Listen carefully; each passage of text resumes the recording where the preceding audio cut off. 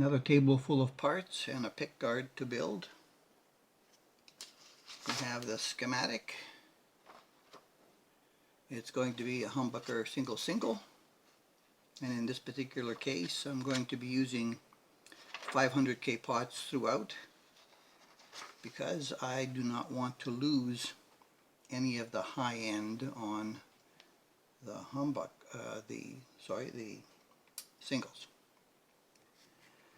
So this is going to be sort of for the complete novice. I've had comments in the past about showing the work, and so we're starting with a blank pickguard, and all the parts are on the table. I have my pots, I have a Fender style switch, I have the resistor and capacitor to make my treble bleed circuits, I have the 0.22 that I'm going to replace this 47 chiclet with on this pot that I'm recycling. I have an insulating ground strip which I'm going to place across these holes to create my ground so I don't have to string grounds between the pots. This pickguard happens to have an aluminum foil all over which is conductive, which would be a ground, but I'm just reinforcing it on that side so that I do not have to run ground wires between the backs of the pots. Makes it a little bit neater. And what else have we got here? Oh yes, the bone nut, which is already prepared. So that's where we're going. We've got wire. So the first thing I'm going to do is prepare my cap. Where's my tool?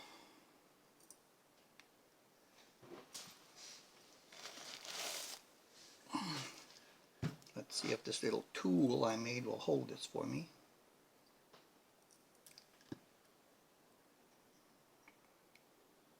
Just like that. Now I am using these days a controlled temperature soldering iron, but for 40 years I used the 60-watt Unger pencil soldering iron, and it worked just fine for all this time. As a matter of fact, I still own it, and you know what? It still works.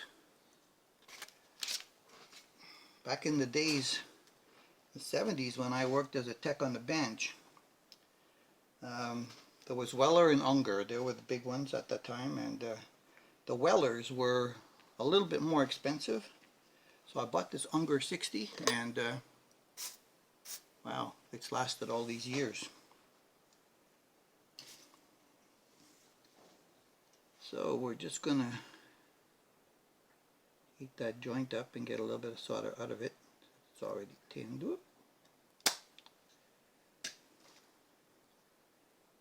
Rotating all the way to the end.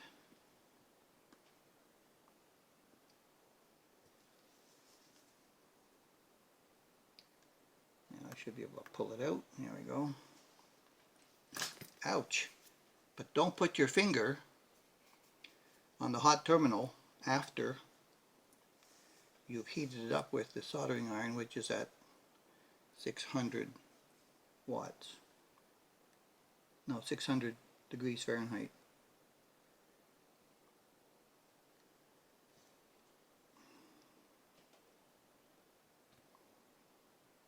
Come on, there we go.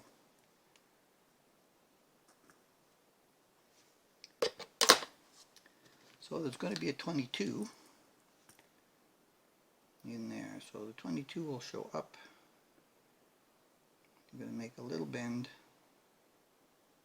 in that one, a little bend in that one. Be careful of the temperature.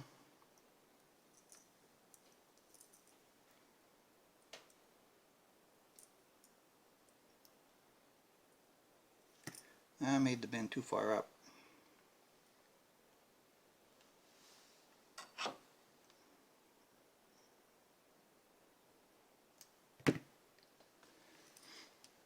So what we do here is just we stick this leg through there. The other leg has to get onto the back of the pot.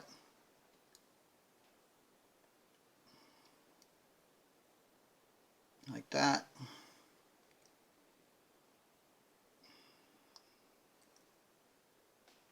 That's going to be loose. I want it to hang there. Just while I touch it. With a little bit of solder. A little bit of solder on the end of the tip just to keep it wet. Put the solder between the two pieces. Whoop, and then you see, just touching it makes it fall.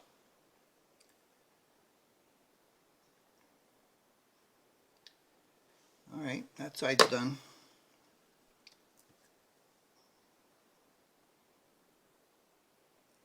I don't have one of these mounted sideways, which I thought about afterwards, and I thought, oh, that would be a good idea. Let's mount that sideways.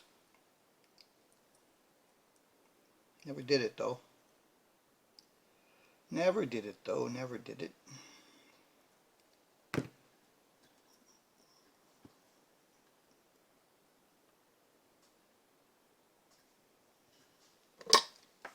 Now there's already a bit of solder on the back of this. A little bit of new solder just reheats quickly and makes it tight. Cut off the ends of the long leads.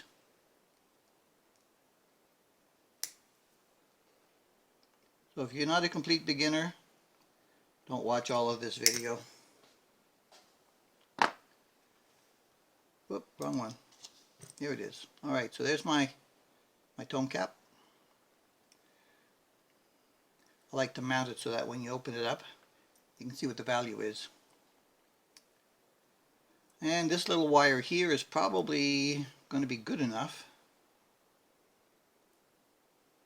to go to the switch,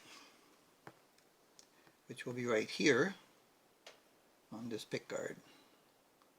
And then it gets daisy chained. That's okay.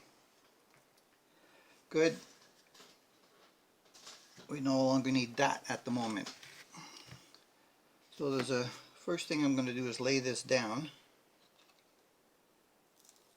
because after I do that, and if you don't have this, don't worry about it. You can either just leave it for foil or daisy chain the pots.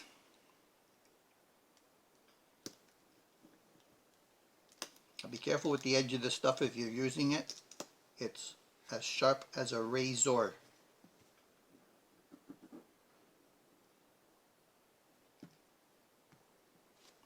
What I often do is just burnish the edges with the end of my X-Acto knife. Because now you have to actually go around and cut out these slots and holes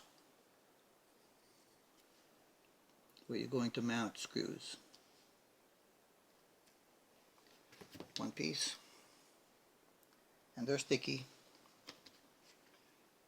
Now some people will just throw the screw right through here. I've done it myself.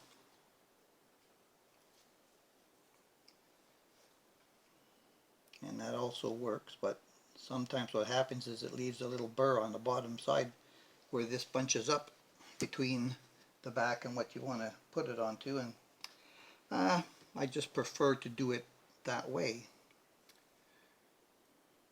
Nice color, huh? I wanted to have something that I didn't already have as far as colors go.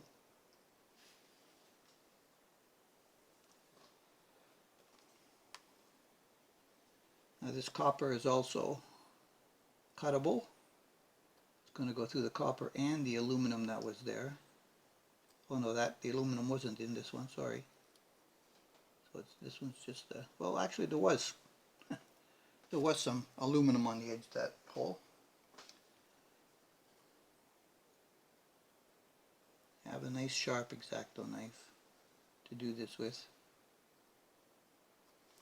If it starts to bunch up on that side, go back to the other side. Go the opposite way. If you just push through it, you'll rip it up. Stuff is paper thin. Less than paper thin, actually.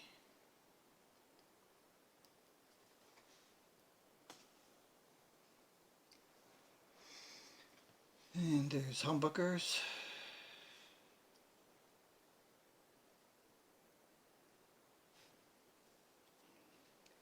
There's singles. The screw holes on the singles are bigger. Sometimes I have to open up the screw holes on the humbucker.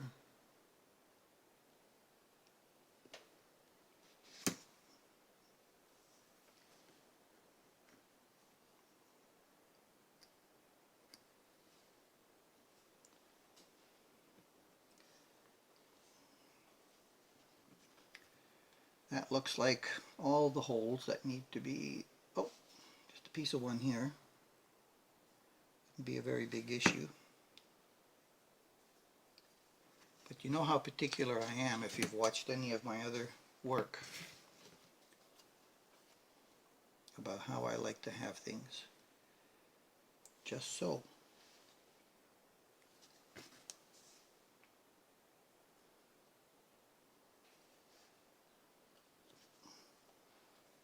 I used to work in all kinds of electronics, telephones, power supplies, and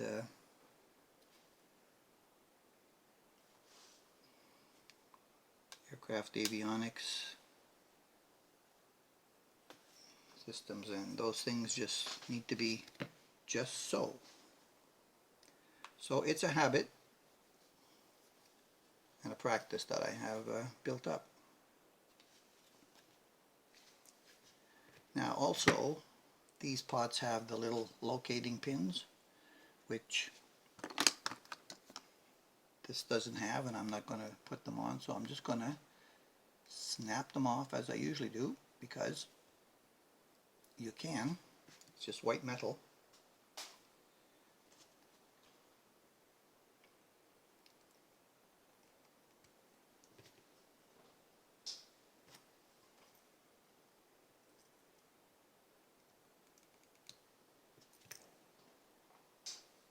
And then that allows you to put them on.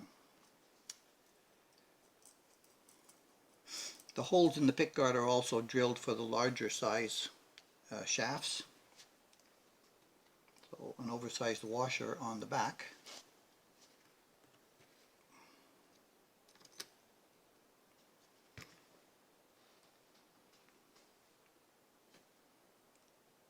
And your washer on the front. And you can position your pot where you want it. And I want that turned in just a little bit like that. And I know those are 10. So I'm going to snug that up by hand for now, like that.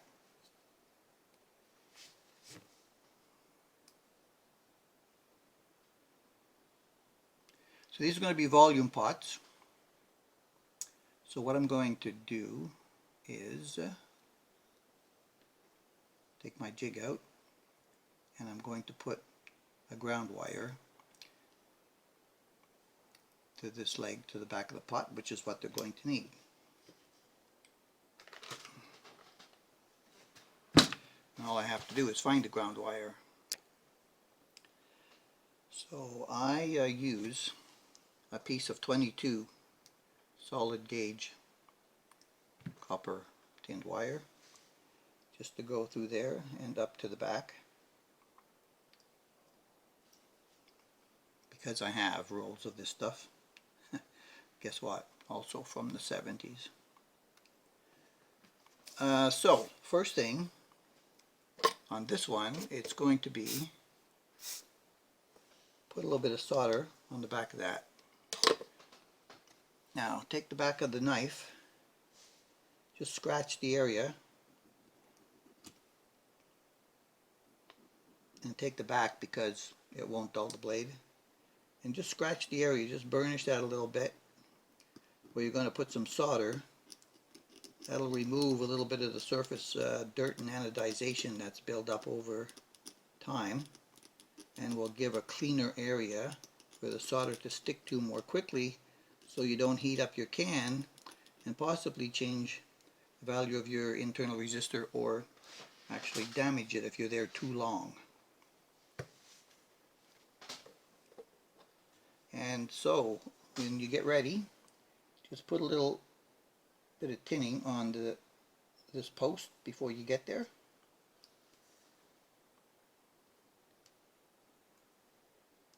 Just like that. See, very quick. I actually filled in this hole, so alright, there we go. Now if you get the one at the back of the pot nailed down first, then you don't have to worry about holding it. Come on. See? When shit goes wrong, shit goes wrong. Alright, there you go. You don't have to worry about holding it anymore to do the soldering on the front one. Okay, so that's one method to do your volume pot. You have to have that lug 3 grounded.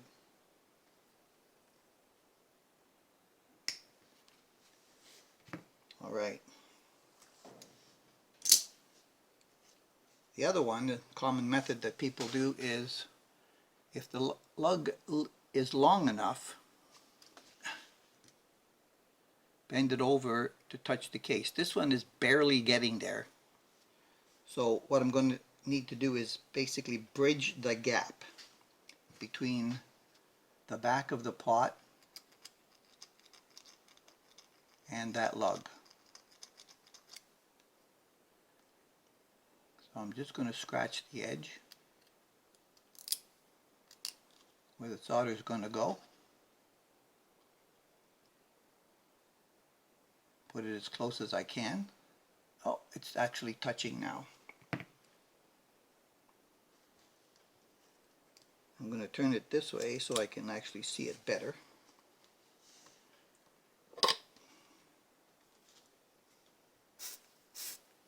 Clean off the tip.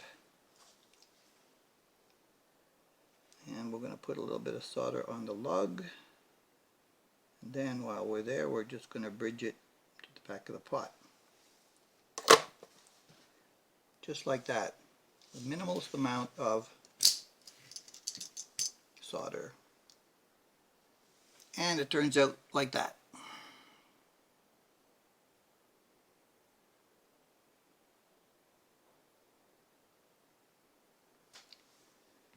So now both of the volume pots are done in two different ways. Let's see, it doesn't matter where they go on the board. Move some of the tools up out of the way. Keep them on the table so I have them handy. Oh, look at that. YouTube is notifying me of something or other. So these will be wired to the switch. Same story as before.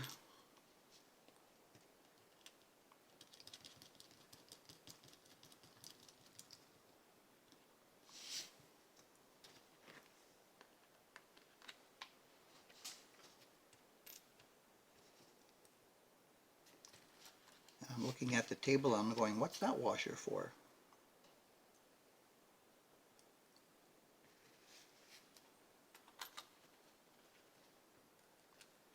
What could go wrong this time? Who knows? Who knows what could go wrong this time? So, since the switch is going to be there, I have a practice of pointing my pots at it so that the distance of the wire between here and the switch is going to be the shortest possible. And also the easiest angle to work with. snug, and then that can be finally adjusted later. At this point, with nothing else on, this is when I usually like to, when I'm going to use them, and I like to use them a lot. And I didn't put them on a couple of guitars because I didn't have the capacitor parts. My treble bleed circuits, they're a lot easier to put on now than they will be later. So I'm using 100 k ohms resistors and the 0.0001 capacitors. That's what I've decided I'm going to use. There's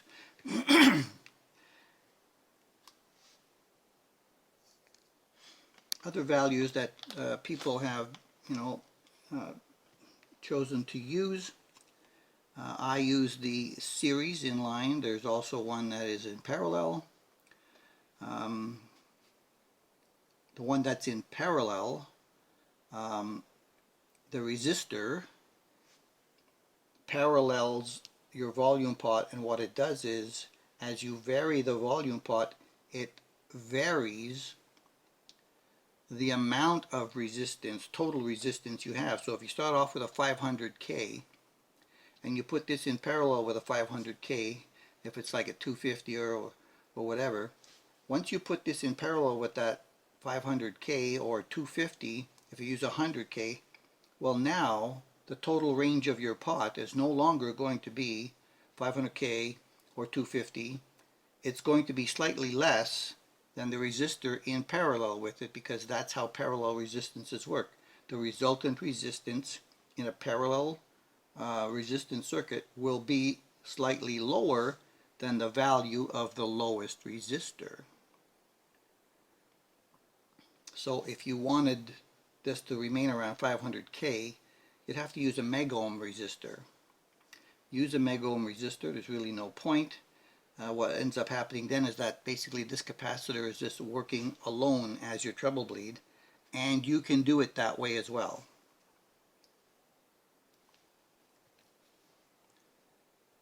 I decided that I would do it this way and have my resistor in series like that. Now this is tricky because the leads are very short, and when I put it here behind here, I don't want to have a lot of open lead hanging out, so this is a little bit tedious.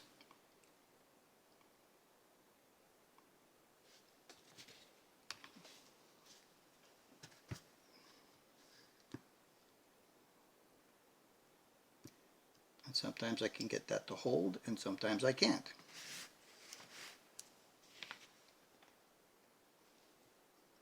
Now I want to give myself enough space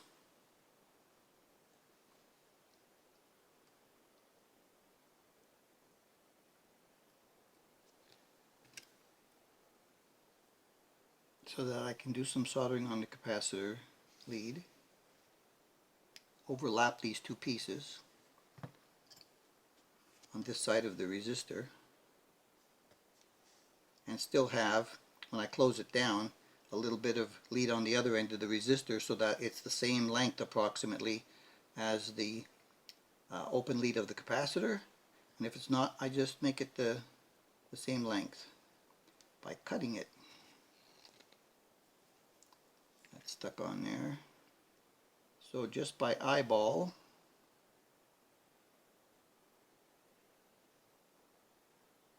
I'm going to go there.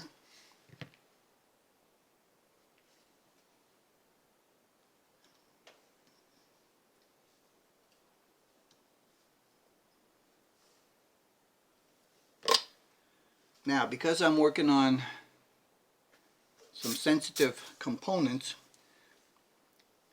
turn my temperature down.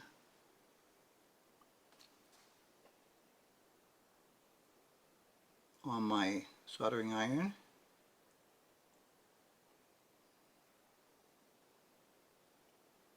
Trying to get it down to a 400, but it won't go exactly where I want it to go. Oh, it's 440. It's coming down slowly.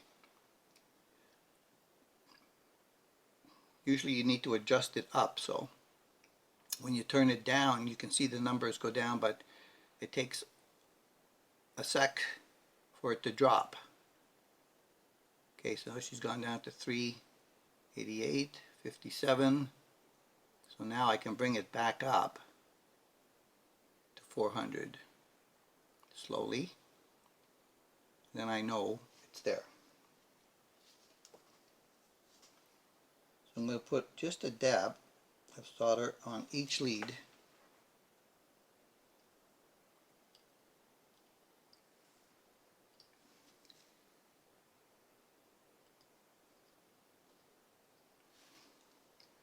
And then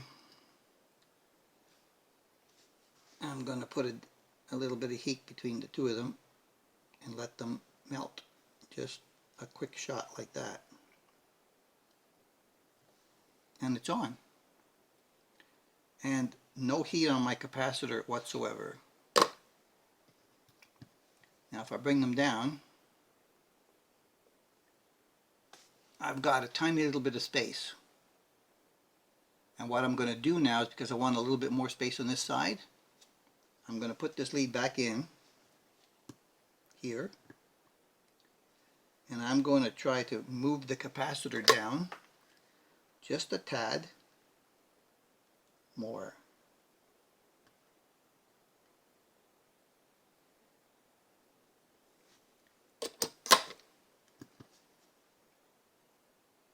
And then that gives me enough space to equalize the ends of the leads, enough to make a little curl to go inside the pot terminals.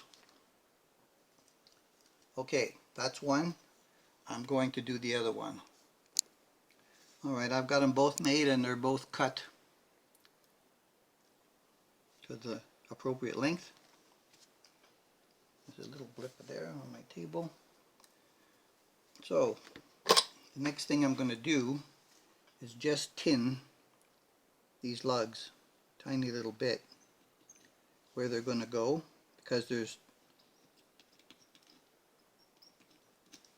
wiring also going there for the pickups.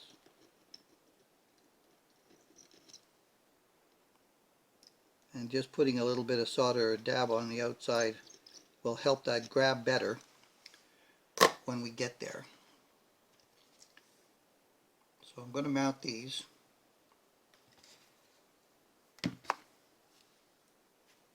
First, and what I'm going to do is just make a little hook in the end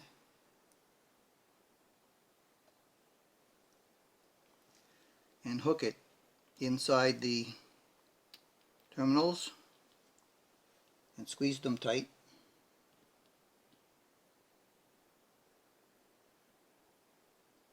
And that's so they'll stay in place. I'm not soldering them at this point because I still have wires to go there.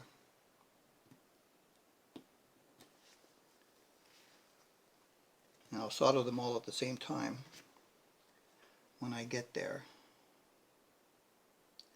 I made that resistor end a little bit short.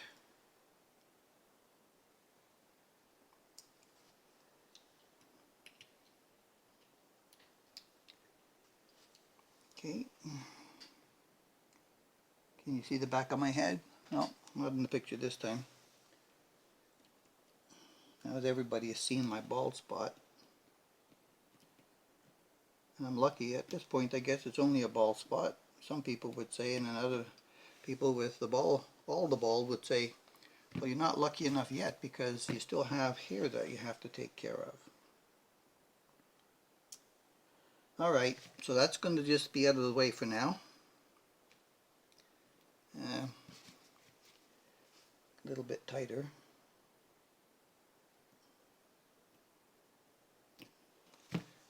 Alright, so that's done. So what are we doing with the schematic? Now what have we done? We've done the capacitor on that one. We've done the treble bleed circuit on here. We've done the treble bleed circuit on there. Have we done anything else? No, we haven't done anything else. See, this is taking a long time.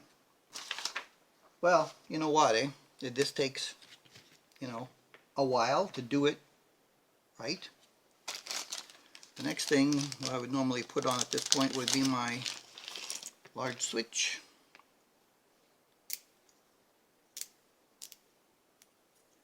And since I like to have most of the terminals facing me with the plate to the outside, I mount it that way. I did forget to cut one hole open, which happens. It happens. And now, oh, you know what I forgot to do? I forgot to take the plastic off before I mount all this stuff, and then I have plastic underneath my screws. Okay, so remember, next time, remove all the plastic first.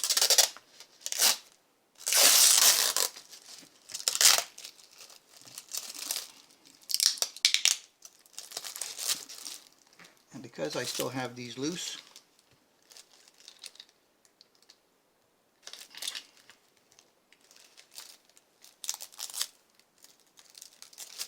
sticky, it's going to come off better if it's just loosened up a little bit like that. Now sometimes there's two layers. Let me check. There is another layer.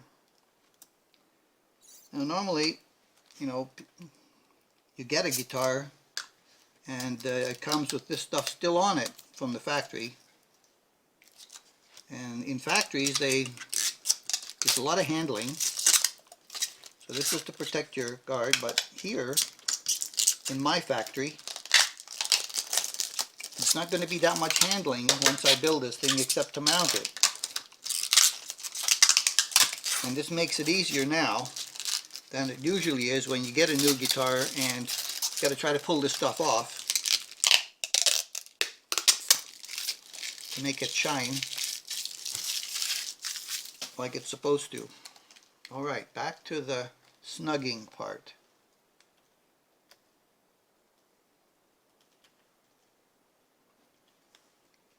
And now you have to do your best not to scratch it.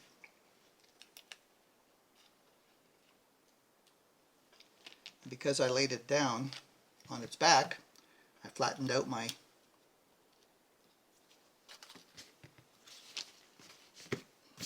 treble bleeds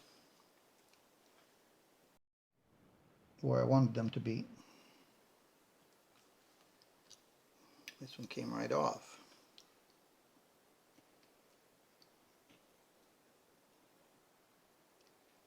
Sometimes I put a pre-solder dab on that.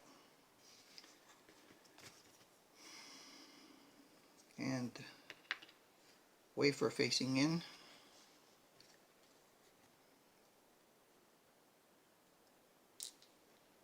One screw in the hole. My fingers don't work that well now that they're getting older.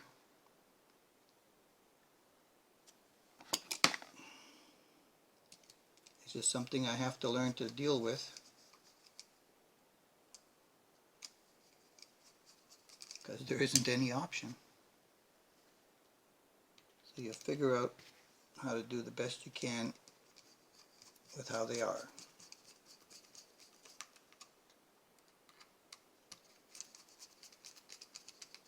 When I can't move them at all, I guess I will be stuck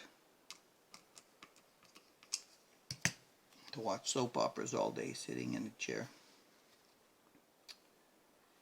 because I won't be able to play either. Alright, that's where that should go. So the switch is mounted in. We'll put the top on later. What else do we need to do? Switch is in. Alright, so now the interconnect between the pots and the switch. First thing to do, and I always hook up the humbuckers and the singles or humbuckers lastly. Alright, I'm looking for something and I can't remember what it is. I looked at the circuit and I went, oh yeah. I was going to do what I would normally do at this point, which is to put a little tin solder on all the lugs that I'm going to be using. This lug here seems to be bent.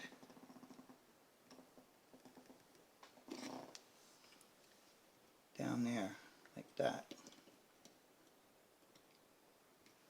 Might have happened in shipping. So the guitar, this is going into, I did have to, I'm going to bend them over just a tiny little bit because I did have to put a small gouge in the bottom of the body where this is going to go, because the routing was made for a metric switch and it wasn't deep enough for this kind of a switch.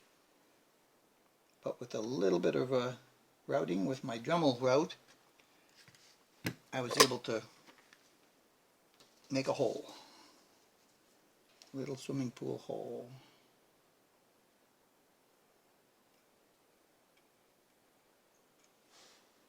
I'm just going to put a little bit of solder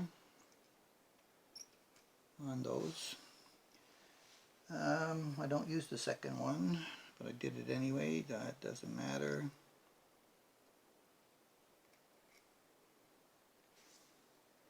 So this is a wafer.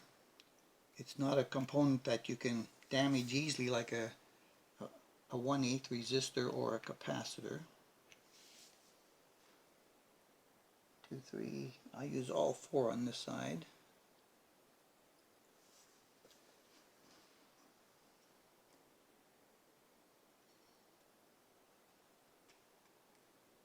So a little bit of solder on the end of all of them. And that will help grab when I go back. Let's check the bottom side of the other ones. Okay, everything looks good. Alright, the switch is in place. Now, the output jack is over here. That will have to go in the guitar body.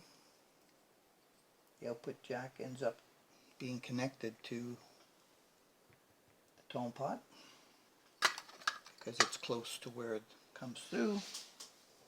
Alright, so on the switch we need to put a jumper between A2 and A3. So these switches can be numbered 1, 2, 3, 4, 5, 6, 7, 8. And if you're comparing it to a metric switch, that's the way you should think about them, is 1, 2, 3, 4, 5, 6, 7, 8. And if you hold a metric switch in this position with the lugs pointing to your right, it'll be 1, 2, 3, 4, 5, 6, 7, 8. And the 4 and 5 that are in the middle are the two commons. And that's why sometimes those metric switches come pre-joined, because it's going to be the common. If you're going to use the switch in another way and you can't have the commons, then you have to cut that link. But most often you'll have to put a link between the commons. The way I'm using it with independent volume controls, I don't join the commons. But what I am joining is on here. It's going to be for the volume control for the two singles. So that the neck and the middle, which is what these are. So it goes bridge, neck, middle. Bridge, middle, neck. Bridge, middle, neck. And on this side it goes bridge, middle, neck. And that's how the wafer is adjusted. So bridge, middle, neck, bridge, middle, neck. Some people will use all one side to hook up the pickups to, and then all the other side to hook up to the tone controls. Now it depends on your wiring scheme. how you'll end up using them. In this case, I'm using 2 volumes, so no common link between the 2 commons, but there will be for the tone control, because the tone control will be the tone for both sets. This is for 2 pickups, this is for 1 pickup. Okay, so this has to go to this terminal, A4. So they're commonly wired. If you look these up, they're A1, 2, 3, 4, and then B1, 2, 3, 4, right? That's the symbol that I have on my wiring diagram. Now there's already a little bit of solder on the end of this wire. So when I touch it to the lug that I've already put some solder on, it should melt.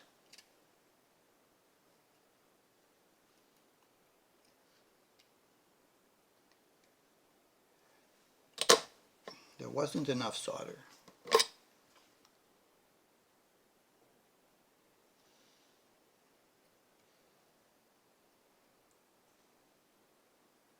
And now there is.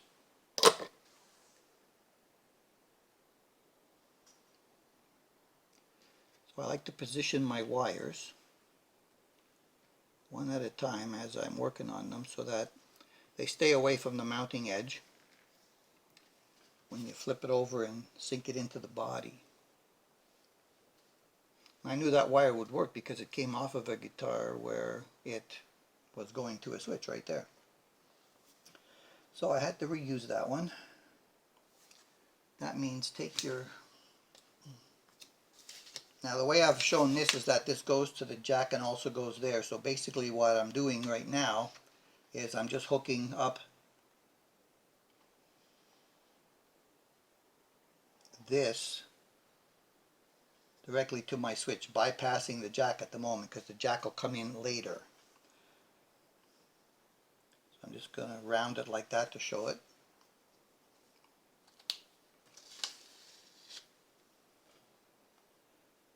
So in this wiring scheme, the neck pickup, oh, I had it wrong. It's bridge, middle neck. In this wiring scheme, the neck is going to be connected directly to here. The middle will be connected directly to here.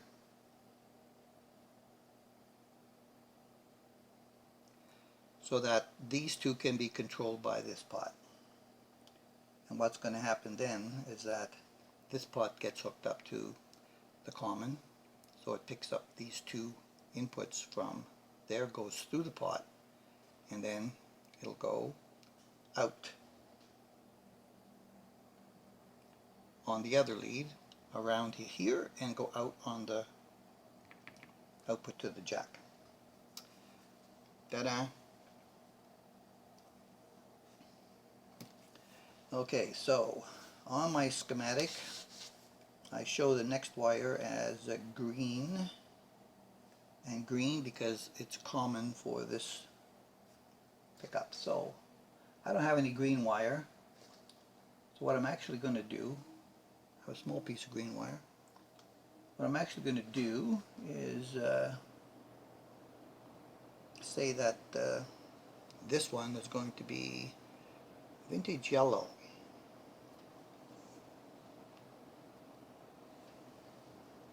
And I need to connect terminal 2 to B1. And then I need, I'm sorry, is it terminal 2? Yes, terminal 2 goes to B1, then terminal 1 comes around here to A2, which needs to be bridged together.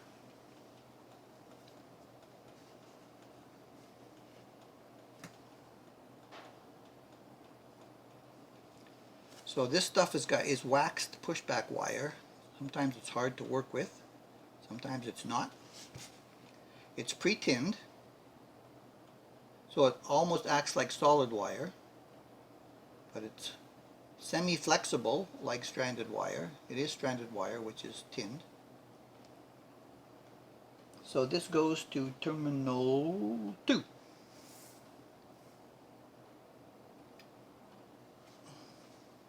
And I'm going to give it a little snap, if I've given it enough space.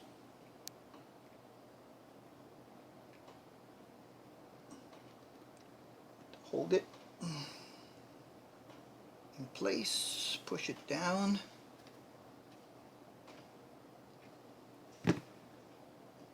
Bring it over, bring it up to just a little bit past the lug.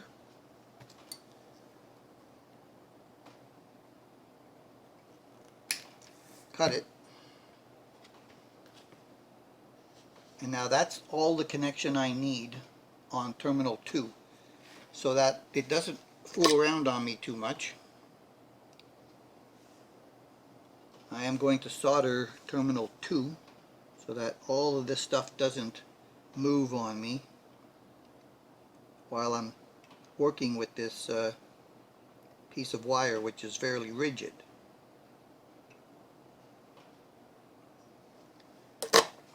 Just a dab. Okay, so now, you know, you got to push this back, right? So you need to be able to handle it. Grab a small pair of pliers. My pliers are all crooked. I've had these since 1973, guys. Exolite brand. You don't see them around anymore. They used to be the brand of choice for bench techs back in the day.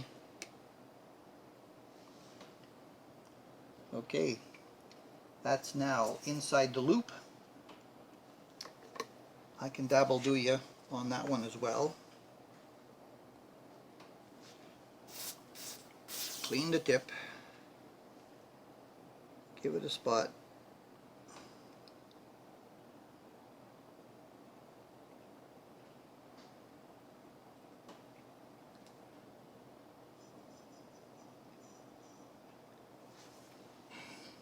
And that's good. Alright, I'm going to have to raise my temperature. Again, that took a little bit too long. We're going to be up close to 600. Alright, so that'll be nice and neat in there. Won't be in the way of anything else. And then we can say we put that in. Lug 2 to be 1. Now the other part of the circuit is lug 1 around to A2 and A3. So I'm going to do the same thing, except this time I'm going to run the wire through here, because I'm going to want it to come up on the inside over here and not be on the channel where it's going to be sitting on the wood.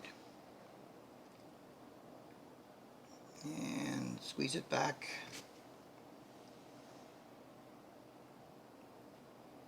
Put a loop. You can pull this back to make the loop further than you need it at the moment, and then you can push it back up afterwards. That's the nice thing about the pushback wire.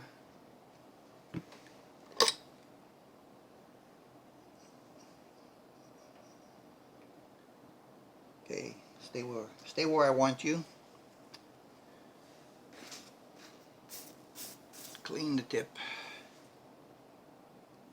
Tin the tip.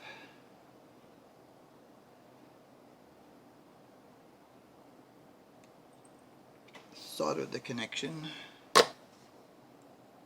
Boom, nice and tight. So now I can pull it, keep it against the floor. Bring it around here. Bend it up. And that's the nice thing about this wire also, is that it can be shaped nicely like that. So here it's got to bridge these two.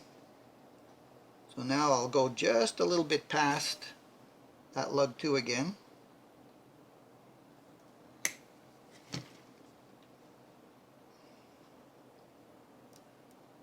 And now we're going to push back all the way down here to get this to open up. And I'm going to try to get it through this one, like that, and see if I can get it to stretch over to the other one, so I can just use the same wire to make my connection. And you can pull it back further if you need to,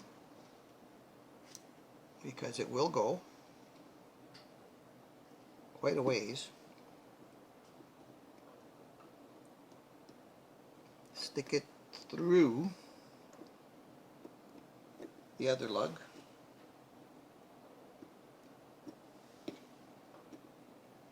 Pull it around to lock it.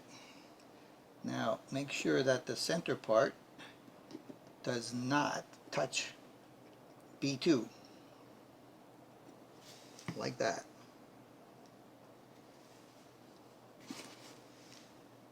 And actually make sure that it's as flat as possible in there. Now, 2 solder connections to make.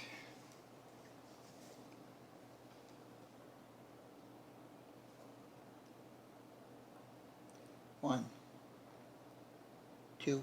It's that fast when you pre-tin them, and you've got a temperature of around 580 to 600 on your soldering iron. So, pen, plug 1 is in and jumped. So we've got 1, 2, 3 connections in. A1 is going to end up going to the bridge volume. And that's why I leave them a little loose. See, I can reposition that if I need to at this point, or any point up until later. So now those 2 pieces of wire are nice and snug, and they're in, so that they won't interfere with anything else I'm going to put on at this point. Alright, let's go for the bridge volume. That's already in, so we need lug 1 to come all the way up to here. We're going to make lug 1, or bridge, white pushback wire. When I bought this, it came in white, yellow, and black. Would have been nice if there was some other colors. Alrighty. I'm going to put a loop, just like before. This is now lying down, which I don't want it to be at this point. See if I can make it tighter again. It's the resistor that's not holding on tight enough for me. There we go. Now, I put the loop this way, like the top of a shepherd's staff, because I want it to loop this way. And then when I pull it around, it secures itself inside the lug of the pot.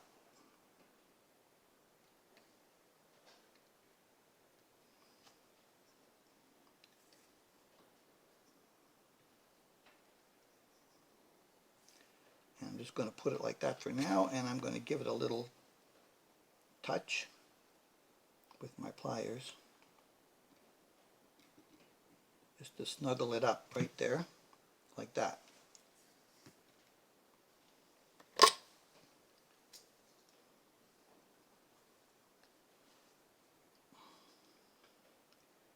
And a nice clean solder, just like that. Beauty.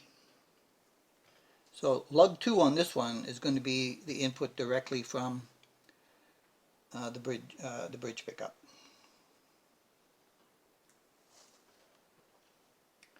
So the other 2 singles go to the switch. This one goes to the pot. And that way I can keep them independent, and in position 2 and position, well, in position 2 you can blend the middle with the bridge. You can vary each volume independently. In position 3 it's exactly the same situation. In position 4 then you can blend the bridge with the neck, and in position 5 it's exactly the same thing. You can blend this with the neck alone. So it's the 2 in position 4 blended with this one, and in position 5 it's just the neck alone with the bridge. So those are the tonal qualities you're able to get with independent volumes between these pickups, and you can raise and lower to balance them out the way your ear sounds. And if you get them set right here, then you can use whatever effects you want to make other changes for your final sound that you're looking for. So this has to go here to A1. So the shortest distance for that is along the bottom here, around the end of the switch, and again up here like this, staying completely within boundaries, slightly past the switch lug, cut. See, now that that's solid here, putting the pressure on this to be able to get the pushback to work doesn't muck up this joint. That's why I solder them step by step as I go along. It gives me stability and rigidity of the joint. So I want that to be nice and snug down there. Now all I need to do is reflow the solder that I already put there with a little bit more, and it's done. Still neat, still in place. Now this is rigid because, you know, one of them is soldered. So I have no more connections to this one, so I'm just going to turn that over a little bit. There's going to be plenty of height inside the cavity for that to stick out like that. I'll do the same thing with this one once I get the bridge pickup wired in there. So what did we do? We took lug 1, we brought it to A1. So what's left? This has all it's going to have except for the output jack. This has everything except the input from the pickup. And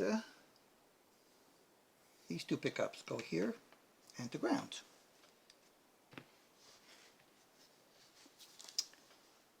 Alright, I'm going to prepare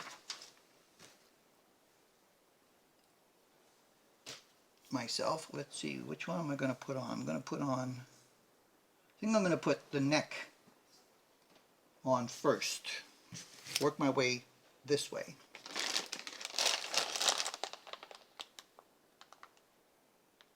Yes, because the neck will go here. So I'll bring the wires in to go there, then I'll bring the wires in to go up, and then the next one, you know, goes there from here. So I work my way in layers so that my wires are not going every which way on me. Just a little bit of pre-thinking.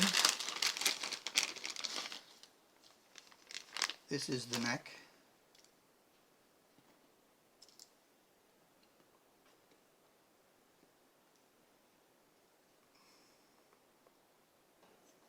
This is a Wilkinson, Wilkinson ceramic high output. These measure something like almost 6K. They've been sitting here a while waiting for this pickguard to arrive, and I've forgotten exactly what they were, and I have to mark them on my schematic anyway. 565 for the neck.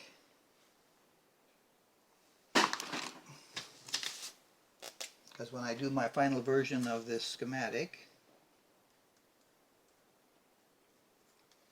any errors that I find in it and the values of the pickups that I'm installing, I also update so that I have these stored in my computer system. So this is the neck. And on these pickups, I found when they came, I think I've mentioned it before in another part of the video, that they had these tiny little magnets, right?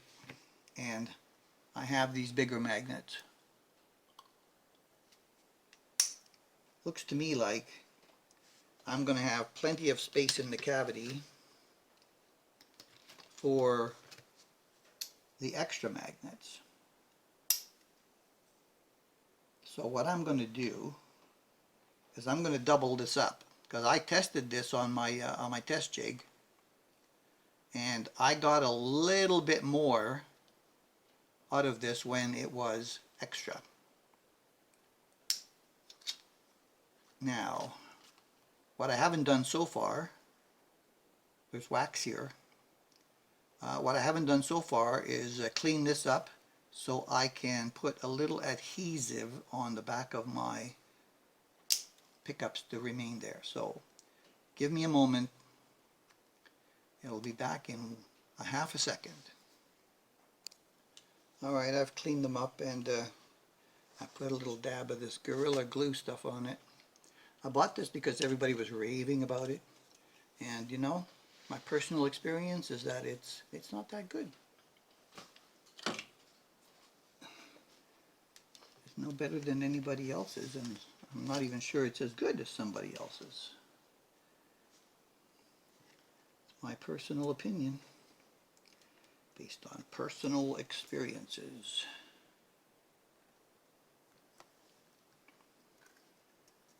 Okay, now we get to do some screwing.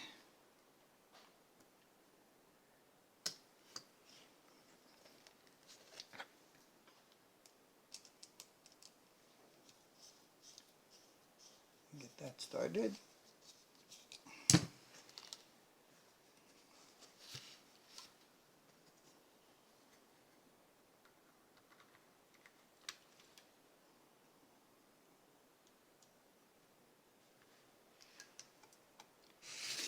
Second one is usually easier, since the first one is holding on in place.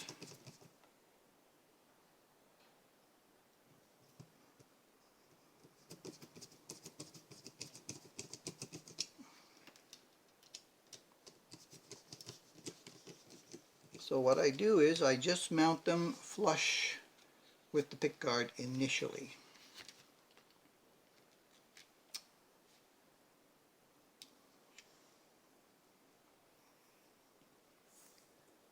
That is neck.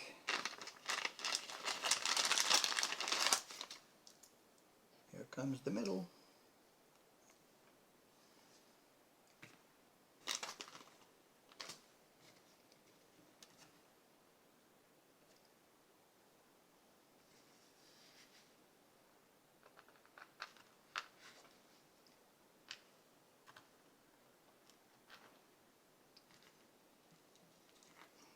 Alright, so single coils. I've seen some people do this wrong.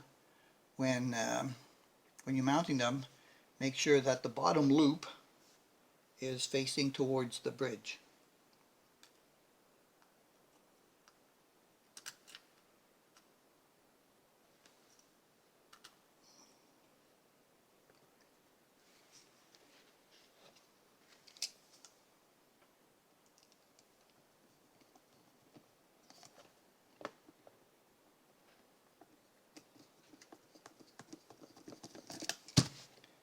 Okay, one holding.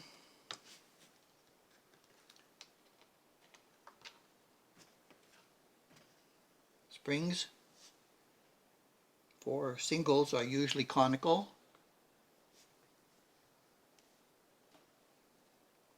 They open large end towards the board.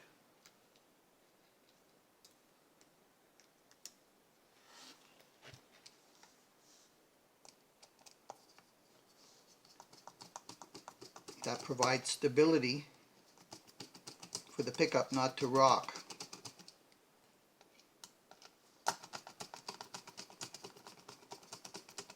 If you invert those, first you'll find that the conical part has a hard time fitting between the white case in this particular instance to where the screw is, and they'll kind of bulge out, and it'll cause your pickups to want to rock in one direction or the other.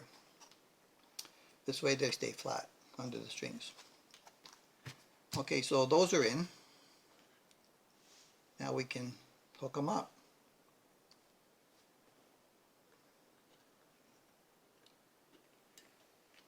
These are going to come down the center like that. And so are these. Now, in order to minimize noise, twist your wires.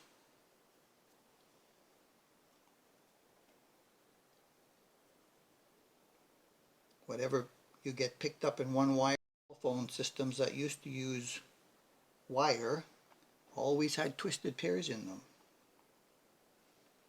It was to minimize noise on very low signals, which is what telephone signals are, as well as guitar signals. Alright, so now the neck. Where did we say it has to go? Oh yeah, it has to come all the way down here to B4, and the black one has to go to ground. So since this one has to go here, and there's a ground on the back of this pot, I am going to make a final twist here,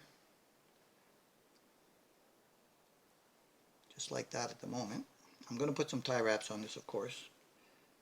You can twist this, you know,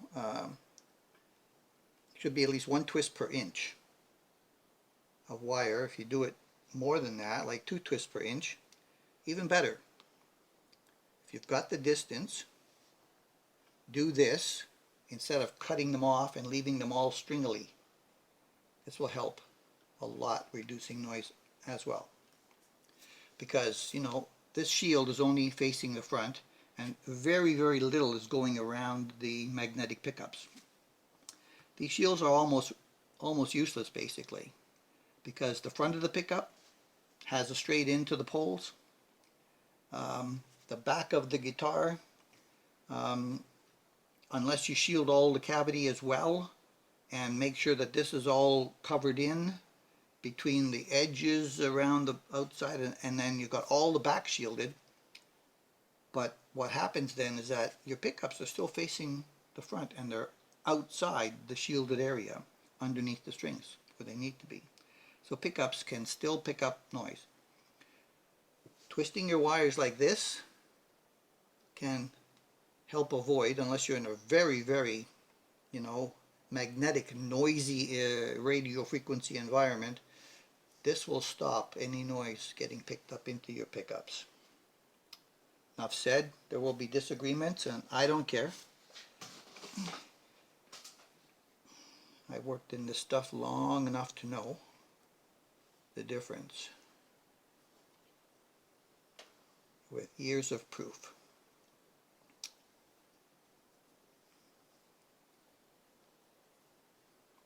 There is no substitute for experienced education.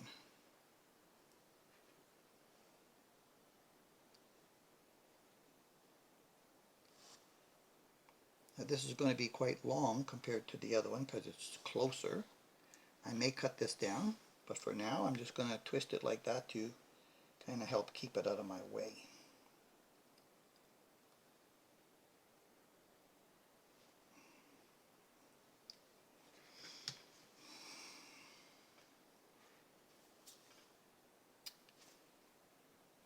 I'm going to want that to come around the humbucker. Marry up with that one. Come in there. Alright, I'm going to put a little bit more solder on the back of this pot because I'm going to use this as ground for the pickup.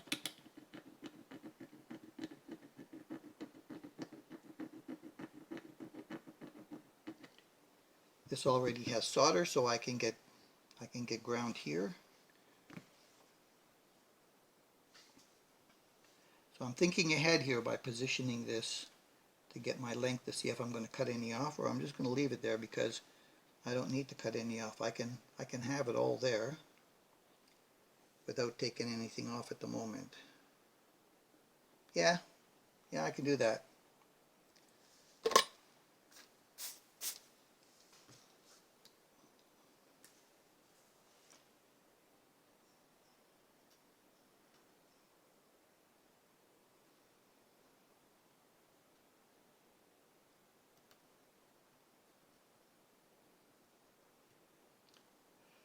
There we go.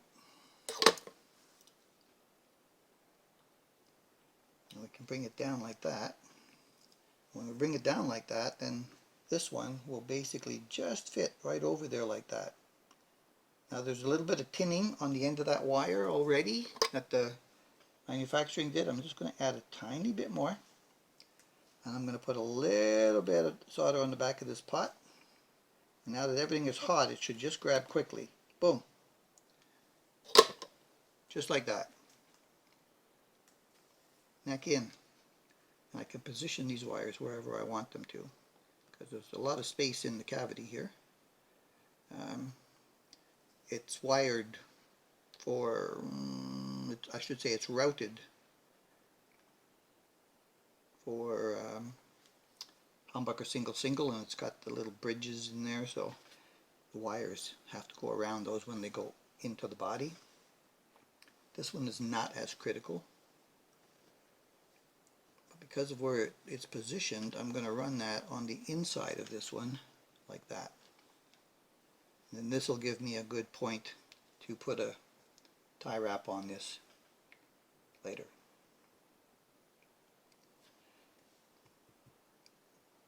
I presume at this point that this is not going to affect the adjustment by adding up the additional magnets. Okay, pen. The blue, which is actually white on that pickup, is in, and the black is in the ground. And now we need to do middle, which is actually red according to my drawing. That's going to go there. So running it with the other one, I need one piece to go there and one piece to go here. Alright, so now I can unravel this part.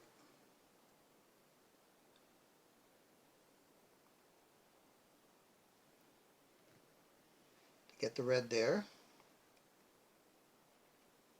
One more time to get the black to go down to the floor. And come across like that. Alright, where do I want it? I want it about like that. The tiny bit of slack, just a little bit past the lug.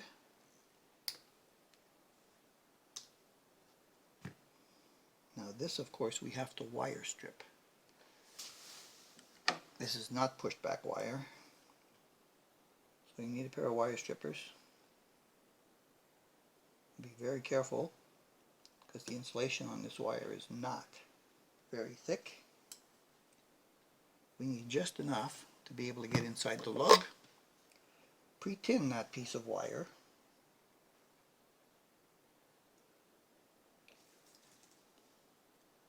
and now it should connect to this lug very nicely, since it was also pre-tinned.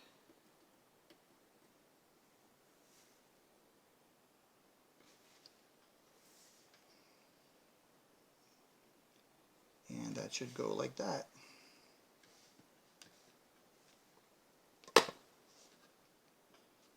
And the ground will come across to this one. Got it just a little bit longer than you need it. A little wire stripping. On this one, because it's ground and it's going on the back of the pot, I'm going to make it a little bit longer. Tin the wire.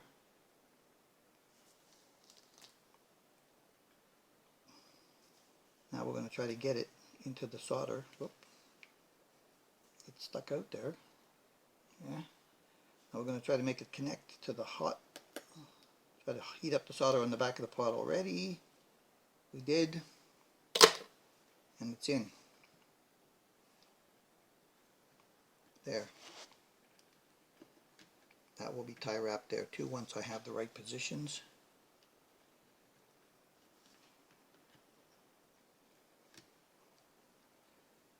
Alright, pen. That makes the red wire and the black wire connected to the switch.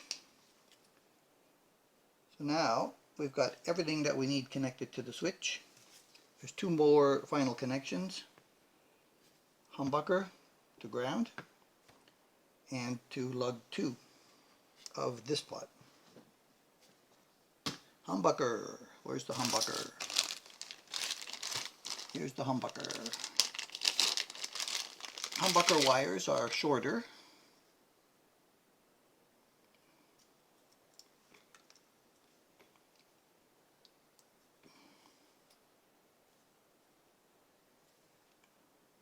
And there's no screws. But I know it came out of the pickguard this way initially. So I know that that's the way it should go since there's no screws to tell me. Sometimes these humbucker screws are not conical. They're usually longer. Sometimes they're not conical. Sometimes they are slightly conical like these ones. When they're not conical, it will allow your pickup to swivel back and forth.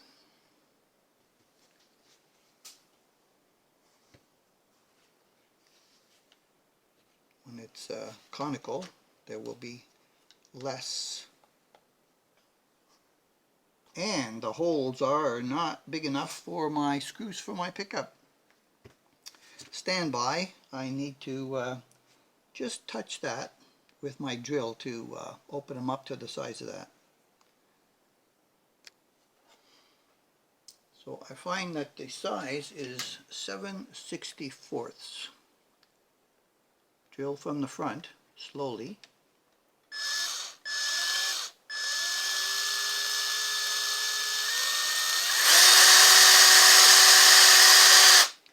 Once you're in, you can speed it up to smooth out the inside of the hole.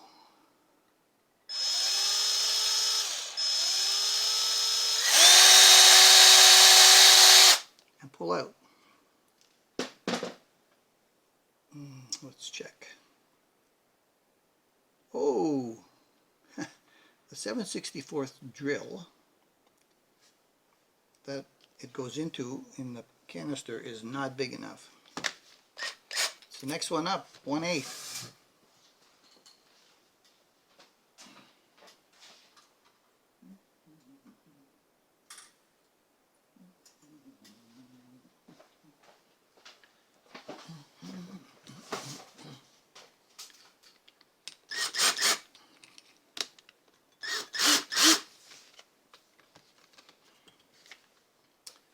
Alright, let's do it again.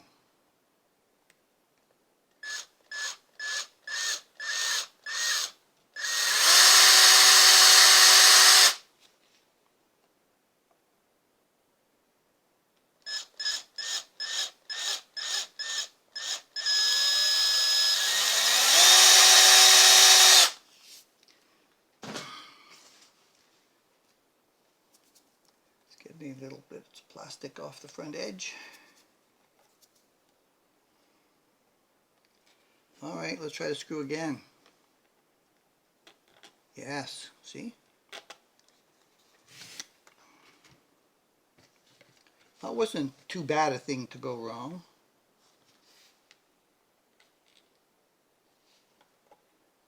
Actually wasn't too much of a wrong. Now, humbuckers are a little bit more difficult since they're machine screws.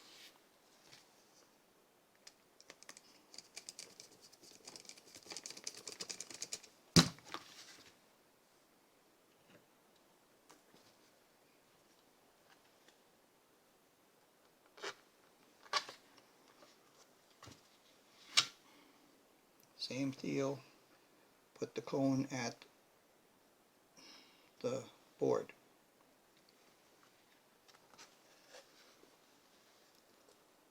Now, and these conical springs are easier to use than those long skinny ones that come with some humbuckers. They're usually very much longer than the screw. And you have to like compress them to get it in, and it's always jumping around and popping off and causing problems. Oh, there's more mail or YouTubing.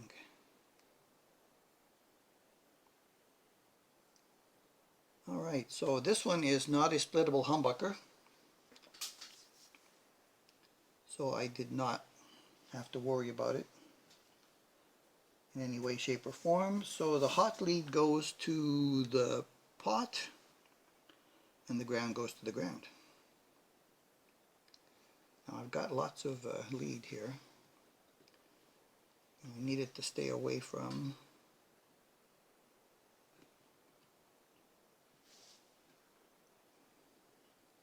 stuff.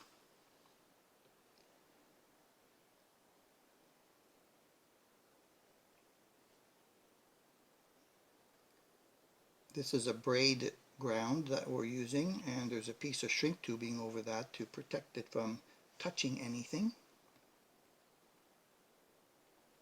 So I need this just a tiny bit shorter. Now here, this wire is so fine and the insulation is so small, sometimes I can pull off the insulation just with my thumbnail, like that.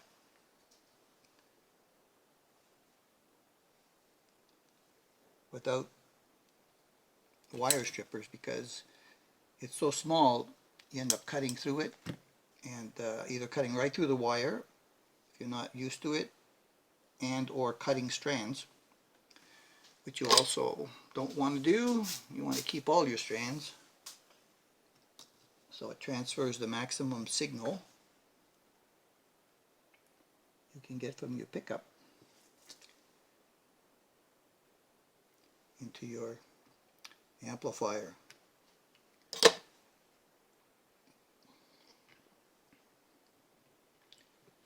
Alright, I think what I'm going to do is hook up the ground first, and then that's going to give me some stability to be able to work with the other one. Now this is kind of long, cutter right in front of my face.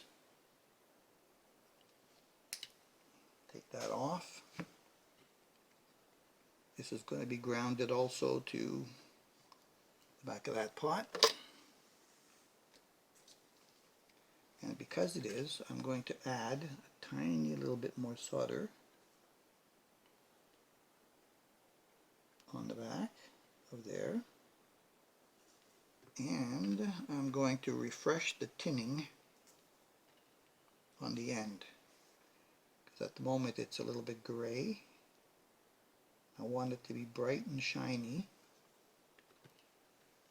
so that when I put it in this pool of solder over here, it's going to want to melt and connect nicely. And now my red has to go on lug 2.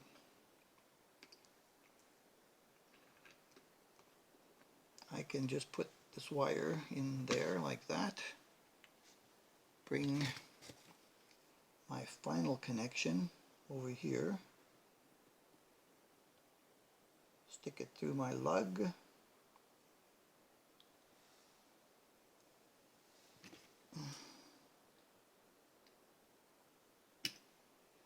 just make it curve around.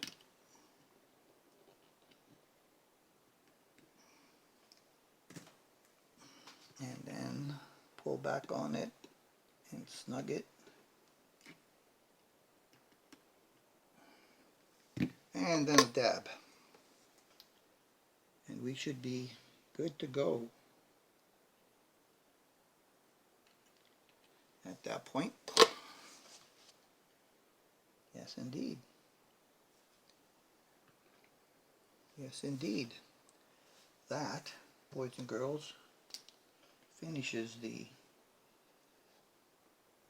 connections on my board. This is automatically grounded, this is automatically grounded, this is automatically grounded. We're going to prove it because we've got our meter. And from there to there, we have continuity. From there to there, we have continuity. We are good to go. There to there, we have continuity, and we don't have any continuity. Well, we do. One of these is black over here. I don't know which one it is. Must be that one. Yep, that one. On this one, it must be the other one. Yep, the reverse wound between the neck and the middle. Okay. This is the wired pickguard. At this point, oh, I got a little shaving there. At this point, now that I've got everything where I want it, I'm going to put my socket just on the end of here, and I'm going to snug this up so that these pots do not want to turn. I mean, the normal force you would put on guitar pots is not that much to get them up and down. And so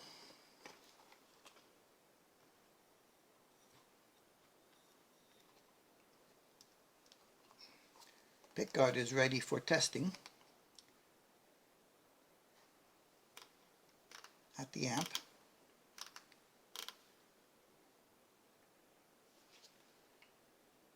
And I have a tiny little amp that came with a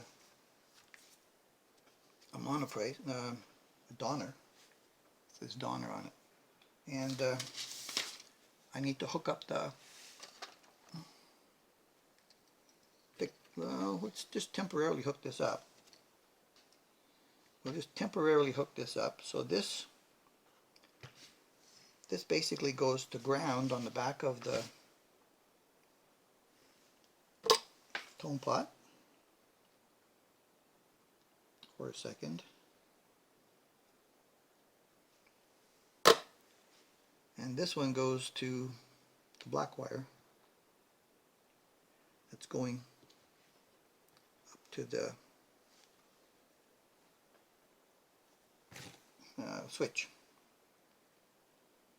I need a little bit more wire insulation off of this, and it's got some solder on the end, and I'm just going to not cut my finger, open that up so I can just take it off on the side. Give that little bubble a little reflow.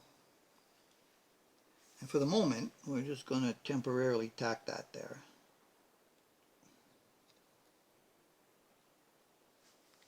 Now I'm going to go get a cable. We'll come back and plug it in, and we'll do the tap test. I don't know which guitar this cable came with. Move some of the tools. I'll use this to tap. I just throw them in a box. There's a 4mm, but it didn't come with a bridge saddle screw. So this might have come with a Gibson style, because it doesn't have bridge saddle screws. Not sure what it came with.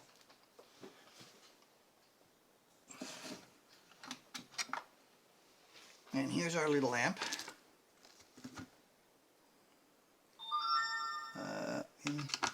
Right there. I don't really need to have a lot of this out.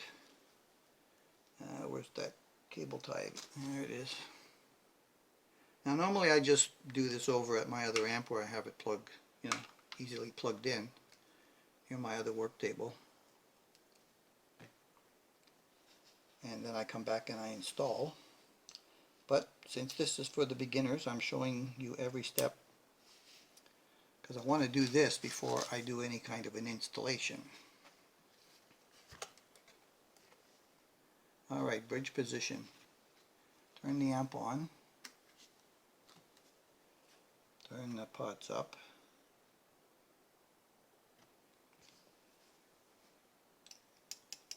Nothing!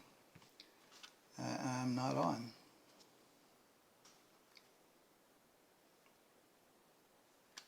Oh, it was on. Oh, we got something. From my master.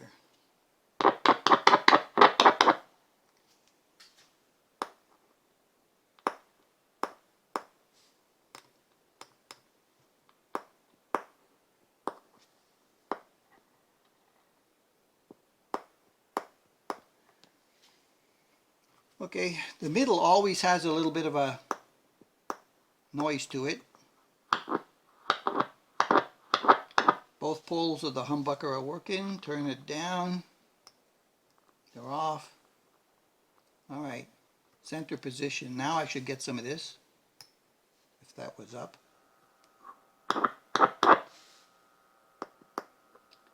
See? Not there. I'll bring it up. Now I start to get some humbucker. So that's how you can blend these two. In the middle position, this has gone dead with just that little tick tick. But that one's the live one. And that one's got now a little tick to it.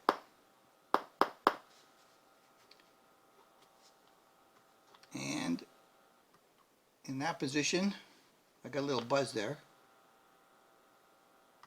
In that position, both of them, and they should both be controlled by the same volume. And fifth position, tick tick tick, little tick tick tick. So everything works as expected.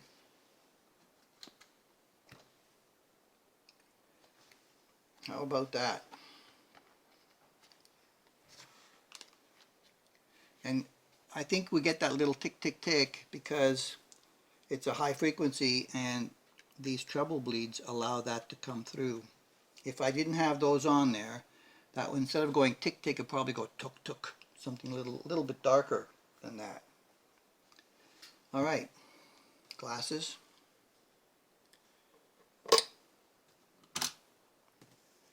I can take this off.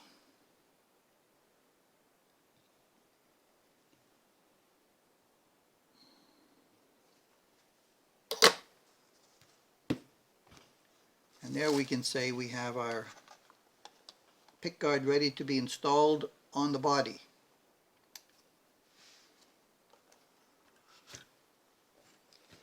Thanks for watching. Catch you in the next one. I hope this was helpful to some people.